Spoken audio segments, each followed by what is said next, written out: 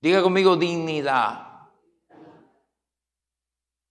Cuando nosotros hablamos de dignidad, a veces no hemos sabido interpretar lo que es dignidad. Y marcamos la dignidad como una ofensa. Por ejemplo, en el libro de Isaías, usted sabe que Jesucristo es Dios manifestado en carne.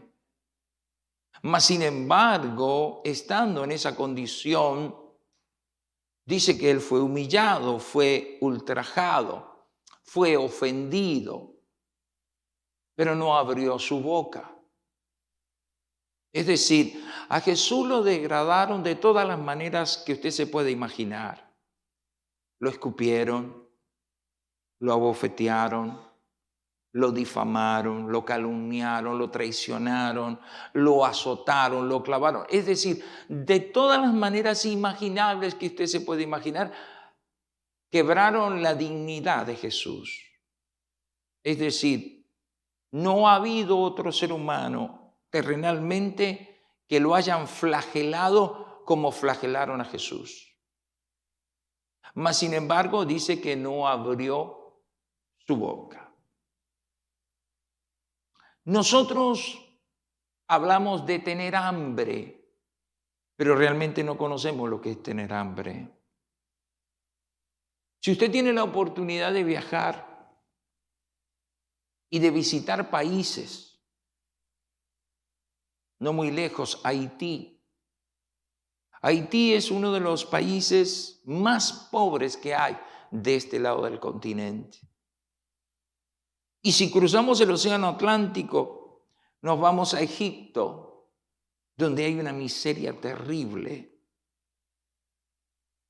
Y la dignidad de ese ser humano o de esos seres humanos, ¿dónde queda? Por eso esa foto ahí, donde pasan días, donde la gente no prueba un bocado de pan, donde tienen todo tipo de enfermedades porque realmente no hay que comer. En este momento estamos teniendo un problema mundial. Los alimentos están subiendo. Y va a llegar un momento que va a haber escasez de comida. Pero estamos hablando de la dignidad. Estamos hablando del derecho que tiene Dios y el derecho que tiene usted o que tengo yo. Estamos hablando del trato. Estamos hablando del libro de Apocalipsis, que el gran dragón, la serpiente antigua, Satanás, como se le conoce, fue expulsado de un lugar de eminencia. Usted sabe lo que es estar en el cielo. Nosotros queremos llegar allá, pero Él estuvo allá. Pero descuidó su posición. Muchos cristianos hoy en día viven una vida espiritual muy descuidada. Solamente viven un cristianismo en el cual me relaciono con Dios solamente cuando vengo a la iglesia o cuando leo la palabra. Pero Dios es más que iglesia y que su misma palabra. Dios es Espíritu Santo y quiere morar dentro de nosotros constantemente. No el domingo o la tarde o el culto entre semanas, sino constantemente. Entonces estamos hablando de la dignidad humana, los derechos que tiene cada uno, derecho a una vida mejor, derecho a una comida mejor, a una casa mejor, a un carro mejor, etcétera, etcétera, etcétera. Y todo eso es bueno. Pero los derechos de Dios sobre nosotros, lo que nosotros debemos de hacer para Dios, la manera que buscamos a Dios, la manera que nos presentamos delante de Dios. Aquí estamos viendo la imagen de un niño con una cantidad de problemas, donde su dignidad nunca fue respetada, donde vino a este mundo y nació en condiciones infrahumanas. Pero usted y yo, bendito sea Dios, hemos tenido un techo, una casa, un hogar, una familia, un plato de comida, sea abundante o no, pero Dios ha provisto. Y en esa condición nos trajo a la iglesia. Quizá nosotros vinimos en la condición de salud bien, físicamente es bien, pero espiritualmente mal. Imagínese esta persona que usted ve ahí en esa imagen. Evidentemente su condición está así, porque al no tener la alimentación apropiada y el cuidado apropiado, evidentemente el cuerpo, el físico, se deteriora. Pero póngalo y délo vuelta de una manera espiritual. Cuando espiritualmente yo no alimento mi alma, cuando espiritualmente yo vivo una vida espiritual descuidada, cuando oro vehementemente porque tengo grandes necesidades, pero cuando mis necesidades son suplidas, ya no oro vehementemente. Cuando yo he dejado de buscar a Dios como lo buscaba y de servir a Dios como le servía. Cuando hablamos de iglesia, ya en vez de causarnos alegría, nos causa fastidio, nos causa pereza, nos causa hasta estrés. Podemos mirar que también se puede mirar así nuestra vida espiritual.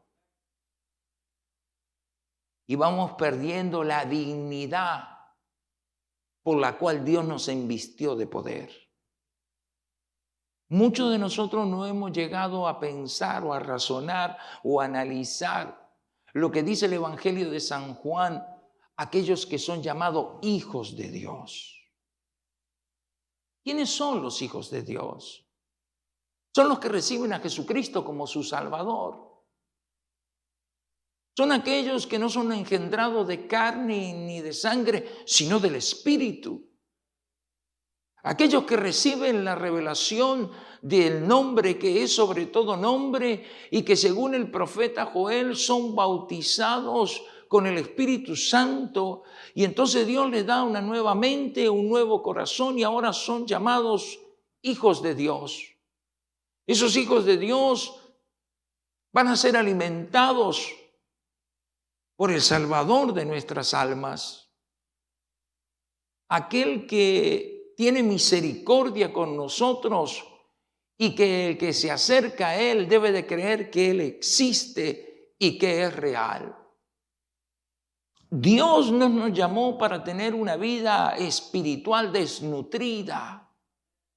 Dios no nos llamó para tener una vida espiritual de lástima, donde el azotador, donde el devorador, donde el mismo Satanás quiso desde el principio quitarle la vida a Jesucristo. Jesucristo nace, pondrá su nombre Jesús porque éste salvará al pueblo de sus pecados. Pero cuando vienen aquellos magos siguiendo la estrella del norte y se estaciona en Belén, y ellos llegan al rey Herodes y le dicen a Herodes, venimos a adorar al rey. Y entonces Herodes dice, ¿acaso habrá otro rey fuera de mí? Y se vayan y encuéntrenlo. Y cuando lo encuentren me avisan para que yo también le adore. Entonces la estrella se deposita o se detiene en un lugar donde les indica a ellos dónde estaba el rey de los judíos. Y trajeron mirra, oro, incienso, y le adoraron. Pero el Espíritu de Dios les indicó que se fueran por otro camino y como Herodes se sintió burlado, mandó a matar a todos los niños menores de 2 años y tuvo Dios que hablarle a José y decirle, desciende con tu mujer María y el niño a Egipto hasta que yo te vuelva a hablar.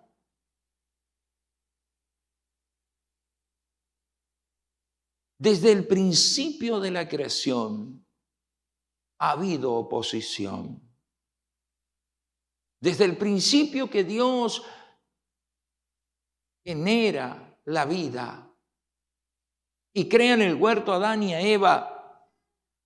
Entonces viene la serpiente y le habla a Eva, pervirtiendo la palabra de Dios, trastornando la palabra de Dios. Y ella cede a esa palabra. Ocasiona que sean expulsados del huerto. Eso es lo que hace Satanás. Él fue expulsado del cielo. Y entonces él con toda artimaña llega a la vida de las personas, queriéndolos sacar del propósito divino de Dios. Y entonces pierde la dignidad, la cual Dios le dio a la iglesia. ¿Cuánto dan gloria a Dios en esta mañana?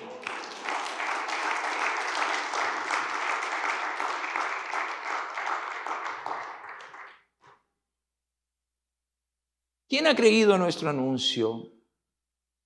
¿Y sobre quién se ha manifestado el brazo de Jehová? Subirá cual renuevo delante de él y como raíz de tierra seca, no hay parecer en él, ni hermosura le veremos, más inatractivo para que le deseemos. Despreciado y desechado entre los hombres, varón de dolores, experimentado en quebranto, y como que escondimos de él el rostro, fue menospreciado y no le estimamos. Muchos piensan que Jesucristo es blanco y de ojos celestes, y no es así.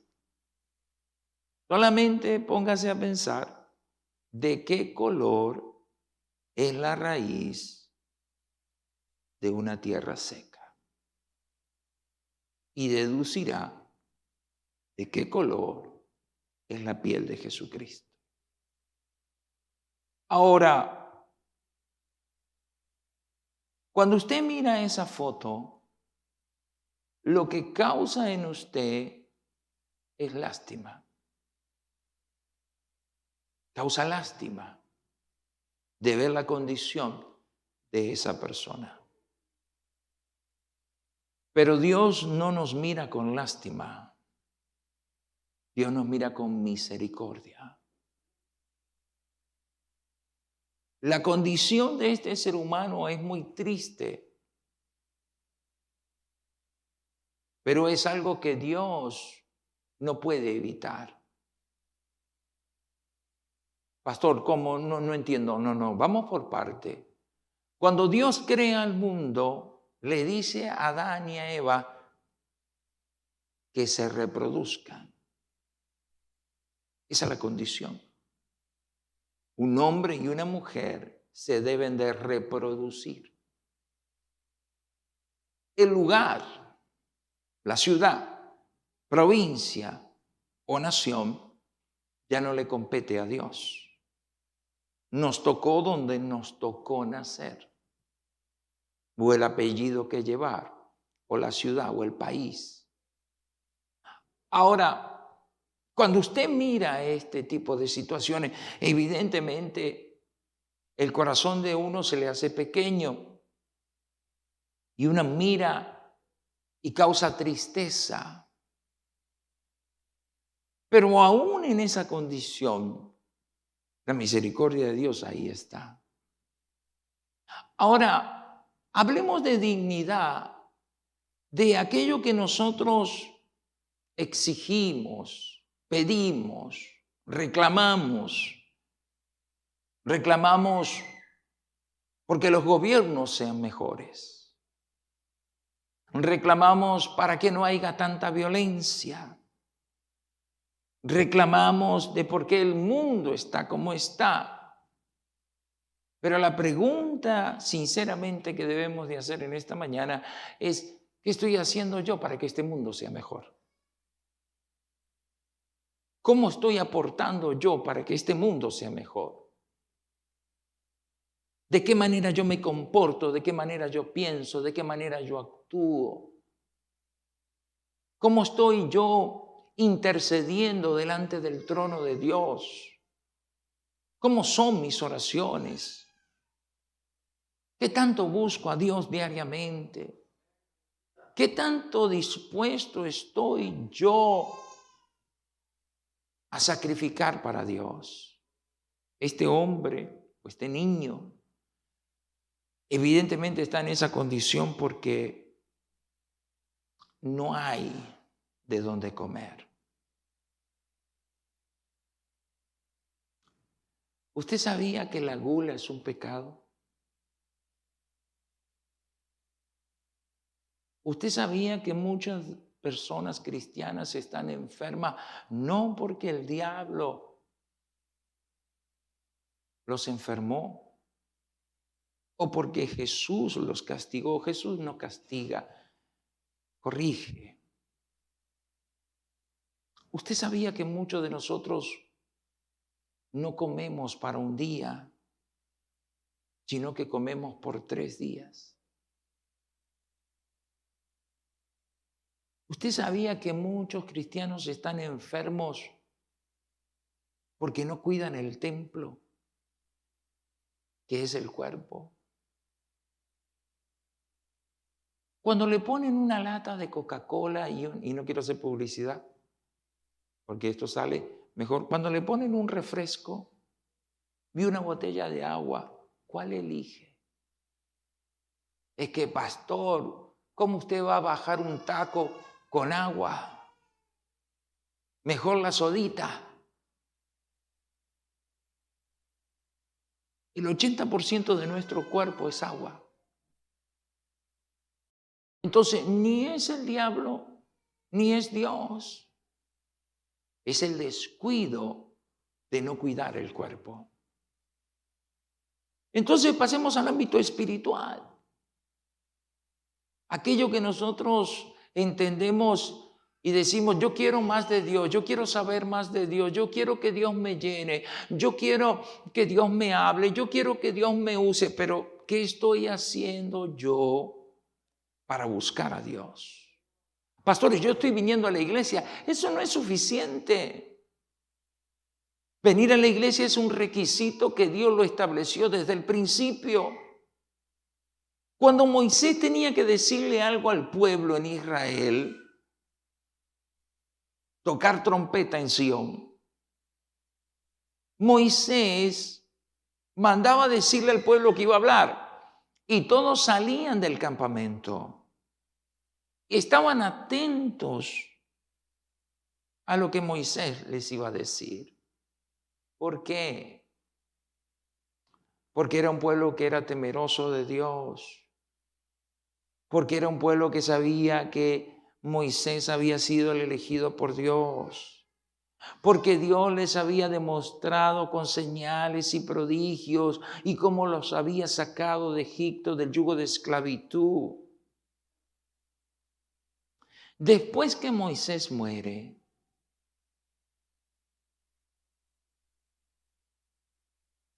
y sigue el pueblo avanzando, pasaron una cantidad de acontecimientos.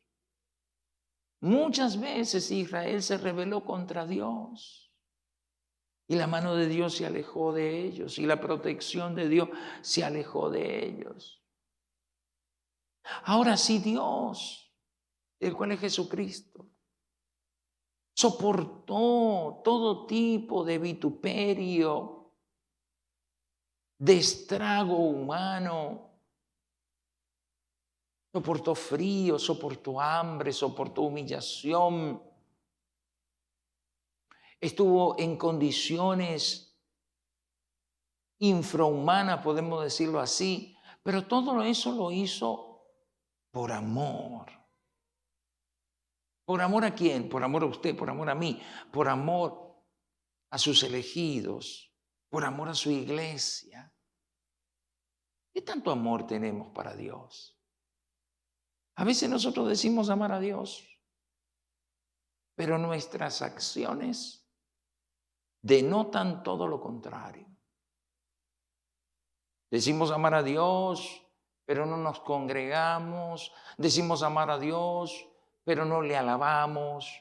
Decimos amar a Dios y no lo reverenciamos como es. Decimos amar a Dios y no le obedecemos. Decimos amar a Dios y no hacemos caso. Por eso empieza el slide. ¿Qué tanto respeto? A veces usamos una máscara. Y esa máscara Cuando vengo a la iglesia es una. Y cuando salgo de la iglesia uso otra.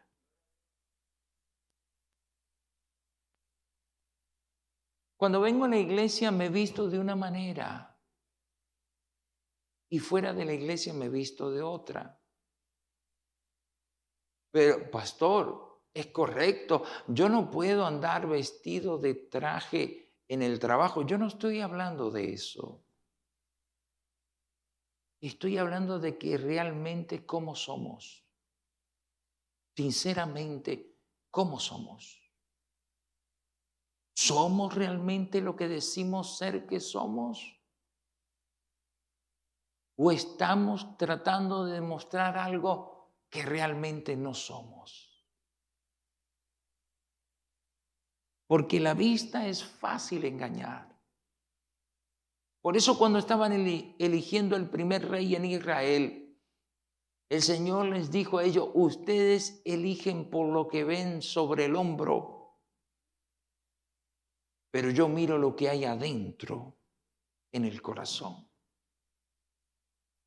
Dios no puede ser burlado, Dios no puede ser engañado. Yo puedo presentarme de la manera más pulcra, más discreta, delante de un santuario. Pero donde realmente me debo de presentar limpio es delante de Dios. Debemos de tener misericordia, dignidad. Es decir, ver la condición de cómo está este mundo y qué estoy haciendo yo. Bueno, voy a empezar a interferir, a reprender. Ese pasaje del libro de Apocalipsis, ya después del capítulo 4 del libro de Apocalipsis, ya la iglesia no está. Ya no está la iglesia. Y ahí da una descripción de lo que pasó realmente en el cielo. Y de lo que Satanás quiere y está haciendo constantemente. Oponerse a la obra de Dios y a todo lo que se llama Dios hasta que llegue el momento donde Dios le pondrá fin a eso. Ahora, queremos un mundo mejor, queremos una iglesia mejor, queremos una ciudadanía mejor, bueno, entonces, ¿qué estoy haciendo yo? ¿Puedo combatir el hambre? Sí. Pidiéndole a Dios en las oraciones que toque el corazón de aquellos que están en eminencia. Pidiéndole a Dios que toque la mano de aquellos que tienen poder para darle al que no tiene. Déjeme decirle que si usted no ora por el rico, está mal. Debe de orar por el rico, no solamente porque se haga rico, sino porque de ahí proviene para el pobre. Debemos de orar por los gobiernos, aunque no estemos de acuerdo, porque la Biblia nos enseña que tenemos que orar por los que están en eminencia. ¿Cómo se va a acabar el crimen en una ciudad o la droga en una ciudad si la iglesia no tiene la dignidad de buscar a Dios? Vemos una imagen como esa y nos causa tristeza y nos causa dolor de ver cómo una persona puede llegar a ese extremo de piel y huesos por la falta de alimentos y nutrición. Pero muchas veces espiritualmente somos piel y huesos. Tenemos el conocimiento, pero no la presencia. Tenemos el conocimiento, pero no la unción. Y el conocimiento me sirve. Es lo que es conocimiento, pero necesito la unción. Porque la unción es la que pudre los yugos. La unción es la que hace huir al diablo. La unción es la que se atan los principados y las potestades. La unción es la que hace a los demonios retroceder. La unción es la que hace que Satanás y los demonios suelten a las almas y Dios se glorifique. Por eso cuando Jesús caminó en este mundo y los escribas y los fariseos discutían entre sí y lo confrontaban porque ellos tenían conocimiento, pero no tenían Espíritu Santo. No tenían presencia ni querían la presencia de Dios en su vida. La pregunta es, cuando hablamos de dignidad, nosotros decimos, no me consideran a mí, no me han tenido en cuenta a mí, no me aprecian a mí. Y usted mira una foto como esta y se da cuenta que tanta misericordia Dios ha tenido con nosotros. Amén. ¿Qué hace una persona digna? Quiero avanzar. ¿Qué hace una persona que tenga dignidad? ¿Cómo somos realmente en el hogar? Con la esposa, con el esposo, con los hijos, con los compañeros de trabajo. Estamos hablando de cristianos. No estamos hablando de gente que no es cristiana. Estamos hablando de cristianos. ¿Cómo somos realmente? ¿Cómo nos comportamos?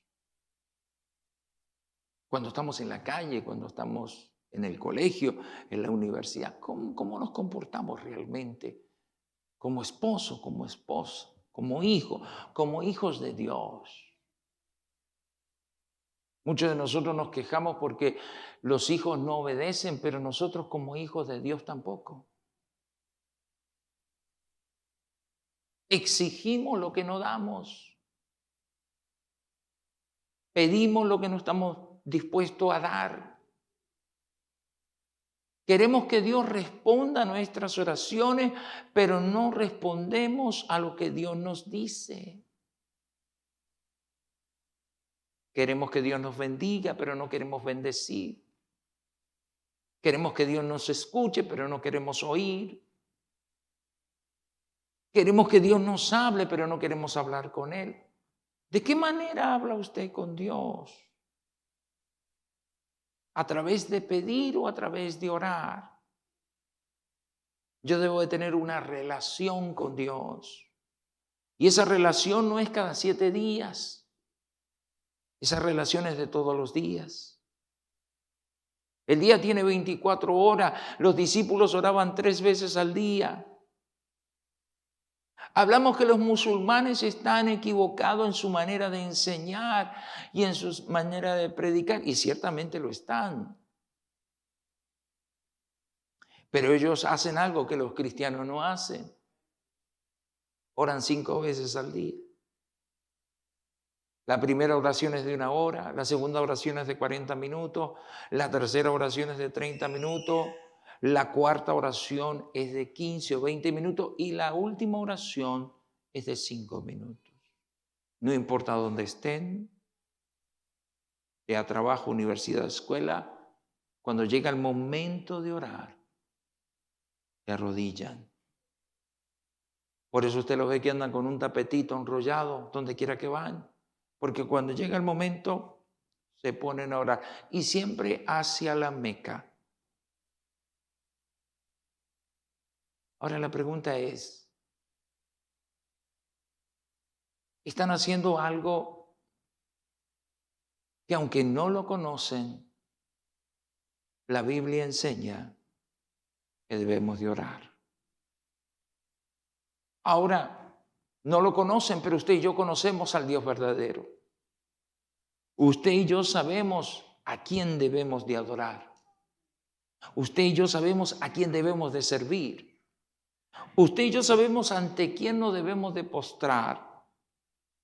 Y usted y yo sabemos cómo se ganan estas batallas. Estas batallas no se ganan con conocimiento. sino se ganan con oración. Se ganan buscando el rostro de Dios. Todos cuando venimos a la iglesia queremos una familia mejor, un matrimonio mejor, unos hijos mejor, un hogar mejor, una ciudad mejor, una nación mejor. Pero ¿qué estoy haciendo yo para que el omnipotente se manifieste? El verdadero cambio no empieza en el otro, el verdadero cambio empieza en ti, en nosotros. Lo que tú quieres ver en los demás, lo tienen que ver primero en ti. Tú quieres ver una mejor nación, una mejor ciudad. Bueno, empieza por ti mismo a ser un mejor ciudadano. Cuando yo empiezo a ser una mejor persona, estoy contribuyendo a la sociedad, a la nación, al Estado y al reino de Dios. Los cambios no empiezan desde arriba, empiezan desde abajo. Empieza uno con uno. Una mejor persona, un mejor esposo, una mejor esposa, un mejor matrimonio, consecuentemente mejores hijos. Un mejor cristiano, una mejor iglesia. Muchas personas vienen a la iglesia y quieren cambiar. Yo quiero cambiar, yo quiero ser un mejor esposo, yo quiero ser una mejor esposa, yo quiero ser un mejor hijo, yo quiero cambiar. No es solamente el querer cambiar, sino es que estoy haciendo para cambiar. ¿Qué estoy dejando? Por eso Jesús cuando le dice a los apóstoles, hey, ustedes vayan, no lleven 2 calzados, ni lleven 2 túnicas, porque suficiente es Dios para proveer. ¿Qué es lo que necesito realmente para cambiar? A Jesucristo en mi vida. ¿Qué necesito? El Espíritu Santo en mi vida. ¿Qué necesito? Que esa palabra que es predicada, que esa Biblia que yo tengo entre mis manos, que tiene 66 libros, cada vez que yo la lea, alimente mi espíritu, mi alma, reprenda mi conciencia, mi mente humana. Hermano, es triste, pero la iglesia está llena de humanismo y de incredulidad. Por eso no vemos las manifestaciones de la sanidad, no vemos los dones del Espíritu, no vemos la gloria de Dios moviéndose de una manera sobrenatural, porque aún la iglesia es incrédula, porque la iglesia exige algo que Dios dice, no es eso lo que yo te quiero dar. Nosotros consideramos que la felicidad de nuestra vida es comer y beber y tener una casa y un carro. Eso no es felicidad. La verdadera felicidad no la provee las cosas terrenales de este mundo. La verdadera felicidad viene del cielo y es el Espíritu Santo y la palabra de Dios y los dones en nuestra vida. Eso es ser feliz. ¿De qué le sirve al hombre que ganare todo el dinero del mundo y perdiere su alma? ¿Cuánta gente hoy en día, disculpe la palabra, no está arruinada en este país? Personas que vinieron de nuestros países sin vicios y ahora tienen vicios. Personas que vinieron por una oportunidad de trabajo y ya terminaron divorciados y haciendo otra familia. Jóvenes que dejaron su casa y a sus padres y sus hermanos y ahora están perdidos en la droga y el alcohol. Lo que nosotros consideramos que necesitamos, Dios dice, eso no es. ¿Sabe lo que considera Dios que necesitamos? A Él, su palabra, su Santo Espíritu. Si el ser humano alcanza ese conocimiento y entiende que si lo tiene a Dios lo tiene todo, entonces lo demás viene por añadidura. Viene. pero por añadidura. No por un esfuerzo, sino por añadidura. Por eso el Señor le dijo a Israel, ustedes van a ir a una tierra que no plantaron, pero de ahí van a comer. Para Dios bendecirte no necesitas grandes esfuerzos, solamente necesitas creer. Pero antes de la bendición material, necesita la bendición espiritual. Y nosotros pensamos que la bendición material es espiritual y no tiene nada que ver lo material con lo espiritual. Con lo material yo compro y yo vendo. Con lo espiritual yo rompo, ato, deshago y entro.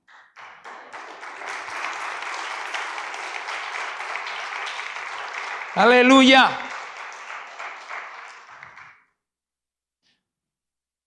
¿Qué dice aquí?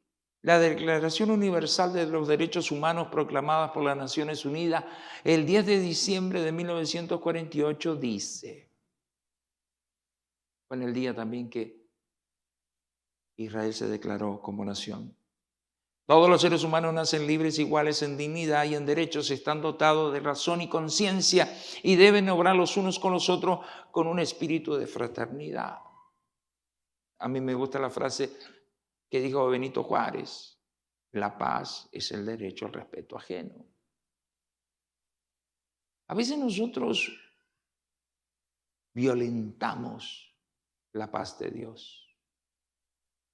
Quebrantamos los límites de Dios y exigimos algo que no estamos dispuestos a respetar.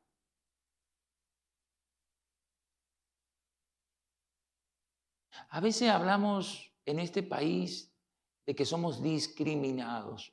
Yo llevo 32 años viviendo en este país, hablo un inglés con mucho acento y nunca me he sentido discriminado, jamás. Entre blancos, americanos, afroamericanos, asiáticos, hindúes, jamás. Pero yo he notado una cosa. Quizá tenga la razón, quizá esté equivocado.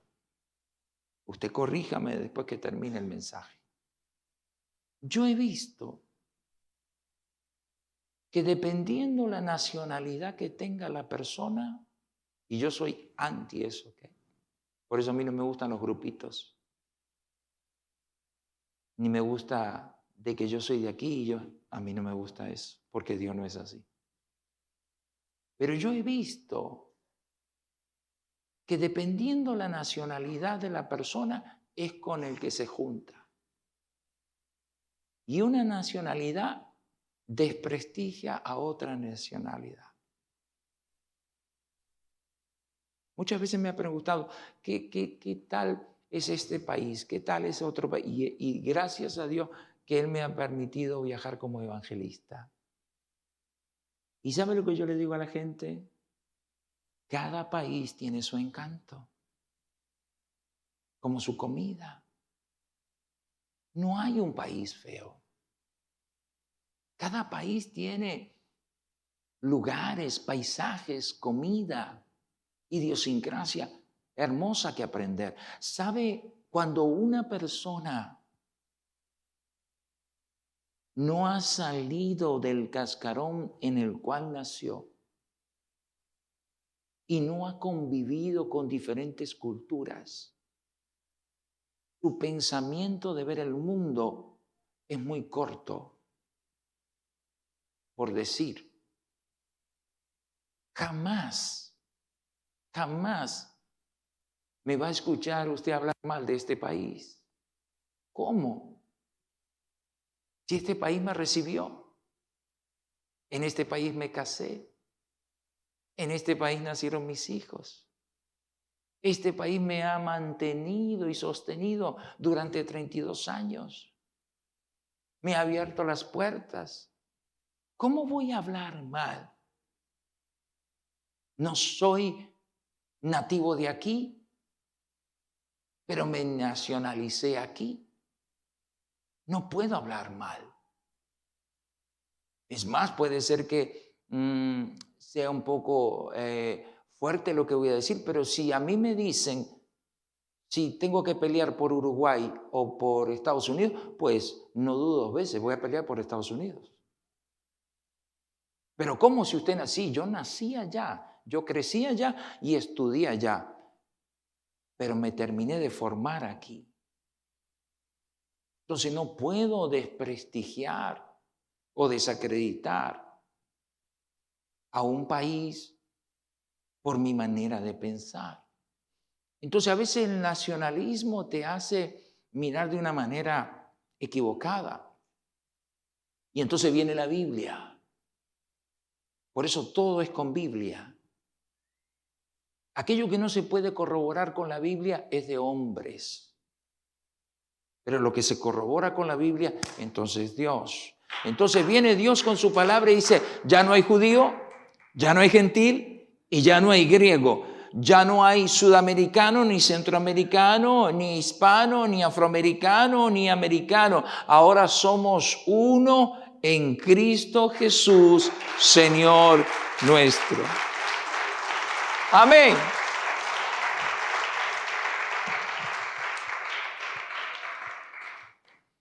¿Por qué? Porque debemos de aprender. Cuando no se respeta la dignidad de una persona por su origen o por su color, lo dice en la Constitución de este país. Entonces nosotros debemos de aprender cómo funciona Dios, cómo trabaja Dios, qué es lo que quiere Dios de nosotros, en qué está interesado. Pastor, ¿Dios me quiere bendecir? Evidentemente que sí. 100% que te quiere bendecir, pero antes de bendecirte de una manera material, necesita bendecirte de una manera espiritual. Dígame usted una cosa, ¿de qué nos sirve tanta bendición económica cuando nuestra vida espiritual está como el hombre de la imagen primera? Piel y huesos. No hay palabra, no hay unción, no hay dirección de Dios. Nuestro hogar es un desastre, nuestros hijos están peor. ¿De qué nos sirve lo material? ¿De qué nos sirve tener casas aterzonadas y una vida espiritual en ruinas, donde no siento la presencia de Dios, donde la presencia de Dios no está ahí, donde voy a la iglesia pero no estoy haciendo lo que Dios me dice que debo de hacer? Donde trato, esto no es de tratar, esto es de entregarse. Jesucristo podría haber hecho desaparecer. Cuando venía caminando sobre el agua y ellos estaban en la barca, se asustaron y pensaron que era un fantasma. El único que caminó sobre el agua, Jesucristo, y Pedro, hasta que dudó y se hundió. Cuando arrestaron a Jesucristo en el huerto de Getsemaní, él podía haber desaparecido. Mas, sin embargo, se entregó. ¿Por qué? Porque en la entrega, hermano, está la recompensa.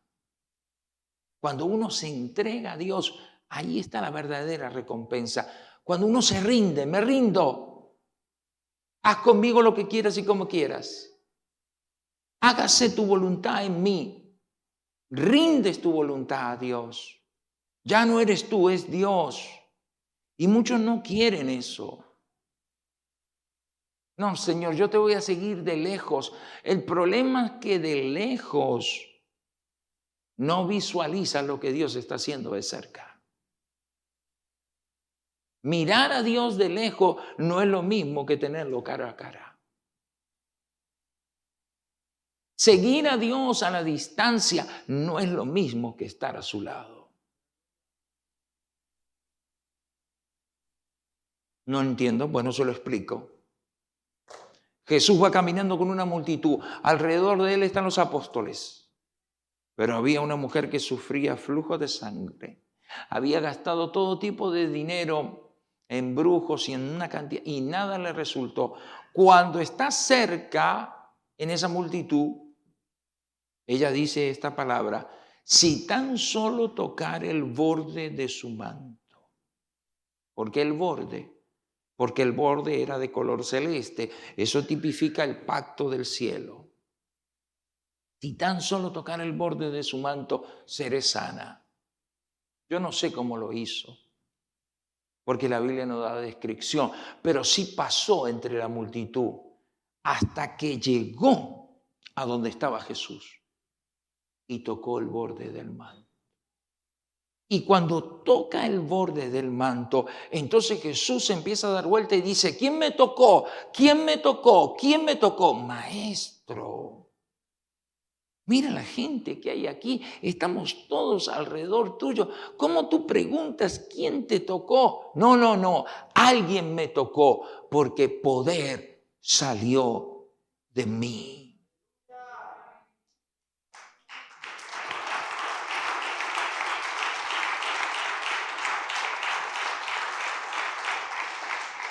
Tú quieres conocer a Jesús, tienes que tocarlo. Tienes que llegar a tocar el borde. ¿Cómo le hago, pastor? Las instrucciones vienen en este manual.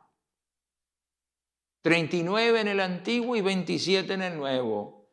Aquí está la instrucción de cómo tocar a Jesús, de cómo llegar a su presencia, de cómo ser ministrado por su palabra. Yo necesito entender en esta mañana que si realmente quiero llegar al cielo, tengo que hacer la voluntad de Dios en mi vida.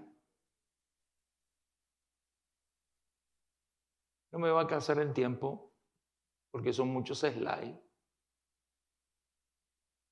pero quiero mostrarle algo. ¿Qué hace que una persona pierda su dignidad? Nada.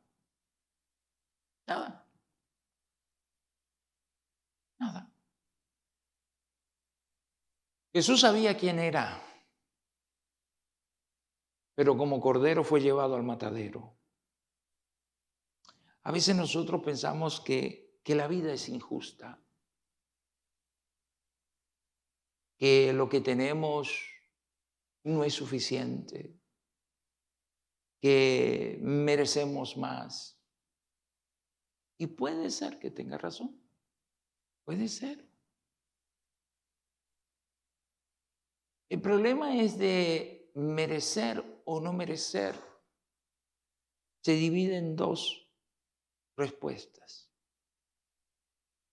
¿Qué tanto estoy haciendo yo por merecer eso? Y si realmente Dios me lo va a dar. Le doy un ejemplo. Digamos que hablemos de iglesia. Usted viene a la iglesia, se congrega, se arrepiente y se bautiza. Recibe el Espíritu Santo. Después que pasa un tiempo, el pastor le da alguna oposición en la iglesia. Y usted empieza a desarrollarse en la iglesia. Quizá canta, quizá toca, quizá predica, quizá limpia, lo que sea. Hace talento, lo que sea. Y en eso que está haciendo es bueno, realmente es bueno. Se ve la habilidad, se ve la gracia. Pero entonces eso empieza a crear en la persona una autoestima superior que la que debería de tener. Y entonces ya la persona, como lo hace bien y recibe elogios, piensa que nadie le debe de decir absolutamente nada. Y entonces viene la confrontación. En este caso el líder. Y llama la atención de esa persona por algo que incurrió, que hizo. Y como piensa que el talento no debe de ser corregido, entonces termina por abandonar lo que Dios le dio. Si usted deja a sus hijos sin corregir, aquellos que están criando recién, yo no, ya crié, uno tiene 27, otro tiene 25, pero aquellos que están criando, una cosa es ser padre y otra cosa es ser permisivo. El padre permisivo que no corrige, lo que está criando es un delincuente, un inadaptado social, que cuando tenga 14, 15, 16 años ya no lo va a parar. Y va a venir a la iglesia. Y va a pedirle a Dios que lo ayude. ¿Y sabe lo que le va a decir Dios? Lo que dice la Escritura, instruye al niño en su camino para que cuando llegue a viejo no se aparte de él. Tu responsabilidad es desde que lo engendraste hasta que tiene 18 años. Esa es tu responsabilidad.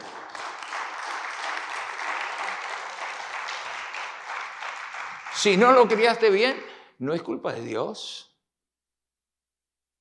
El padre permisivo es aquel padre, aquella madre que deja que sus hijos hagan lo que quieran. Son niños, pero esos niños van a crecer. Esos niños van a ser adolescentes, esos niños van a ser preadolescentes, esos niños van a ser adultos y ya cuando el árbol está torcido o lo cortas,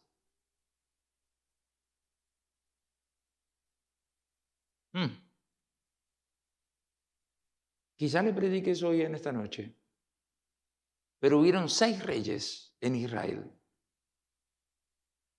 y todos quisieron hacer lo bueno, pero no quitaron los lugares altos. Y Ezequías fue uno de los últimos reyes y tuvo a otro hijo que fue perverso. Ezequías fue el que le extendieron 15 años de vida. ¿Qué hubiera pasado si Dios no le hubiera extendido la vida? No hubiera nacido ese hijo que fue rey y fue el más malvado. Entonces a veces nosotros pedimos hijos,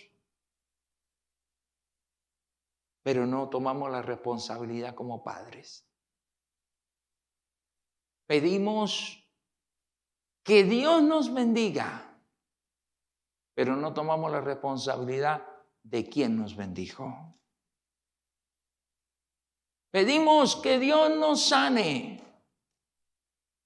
pero no queremos darle nuestro tiempo a Dios. Dignidad. Dignidad. Dios es un Dios digno de adoración, digno de alabanza, digno de gloria, de pleitesía. Dios sabe que usted está cansado, Dios sabe que usted tiene problemas, Dios sabe que usted está estresado, Dios sabe por la situación que está pasando, pero Él también dice, clama a mí y yo te responderé y te enseñaré cosas grandes y ocultas que tú no conoces. Pastor, clame. Pastor, clame. Clame hasta que oiga la respuesta. Clame hasta que la puerta se abra. Clame hasta que Dios intervenga. ¿Y cuánto tiempo? No importa el tiempo. Lo importante es estar ahí. Por eso en esta mañana, hermano, seamos dignos, no indignos, dignos. Indigno es todo lo contrario de digno. Quejémonos menos y hagamos más. Hablemos menos y oremos más. Y usted verá cómo Dios se mueve. Antes de hablar de alguien o de algo, hablemos de Dios. Hermano, bendiga esta nación. Cuando ore, bendiga. Bendiga la Casa Blanca, bendiga el Senado, el Congreso, la Suprema Corte de Justicia, el alcalde de Houston, el gobernador de Texas. Bendiga a los que están en eminencia, bendiga a los enfermeros, a los cirujanos. Bendiga, bendiga. Bendiga al rico, bendiga al pobre. Hay personas que ahora tienen trabajo, pero se olvidaron cuando no tenían trabajo. Y cuando no tenían trabajo le pedían a Dios un trabajo. Y Dios en su infinita misericordia respondió.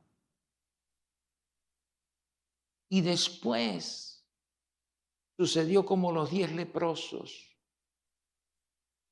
A los leprosos nadie se les quería acercar. Usted sabe que el muerto y el arrimado a los 3 días apesta. Los leprosos nadie los quería ver. Es más, se tenían que vestir diferente y por donde iban caminando, no cerca de la población que estaba sana, decía, soy leproso, soy leproso, soy leproso. Estos 10 llegaron a Jesús y le pidieron sanidad. Y Jesús los sanó a todos. ¡Bum! Todos fueron sanos. Y se fueron. Al rato llega uno a darle las gracias. Y Jesús le dice, ¿y dónde están los demás? Usted sabe, hermano, que cuando no tenemos a Cristo estamos leprosos. Estamos desnudos. No tenemos nada. Veníamos en una condición bien crítica, mas sin embargo Él tuvo dignidad y misericordia y nos cubrió, nos limpió, nos sanó. ¡Wow! No éramos dignos de ser llamados sus hijos. Y ahora somos pueblo de Dios. Real sacerdocio. Nación santa. Pueblo elegido por Dios. Enfóquese en lo que funciona. Dios. Y funciona. ¿Quiere conocer a Dios? Búsquele. ¿Quiere sentir su presencia? Santifíquese. ¿Quiere llenarse del Espíritu Santo? Clame. Y usted va a ver cómo Dios lo va a llenar de su presencia. Y cuando llegue a ese nivel, dijo el apóstol Pablo, lo demás lo tengo por basura. No hay nada más agradable, más satisfactorio, más comprometedor que convivir con el Espíritu Santo. Si lo tiene a Él, lo tiene todo. No le hace falta nada. Porque Él va con usted donde quiera que usted vaya. Y Él sabe de lo que tiene necesidad. Y Él va a suplir lo que haga falta. Así que en esta mañana, pidámosle a Dios que nos ayude a hacer lo correcto y a ser esas personas que Dios quiere que seamos y a tener carga por lo que realmente debemos de hacer y no ponernos carga por lo que Dios no nos mandó a hacer.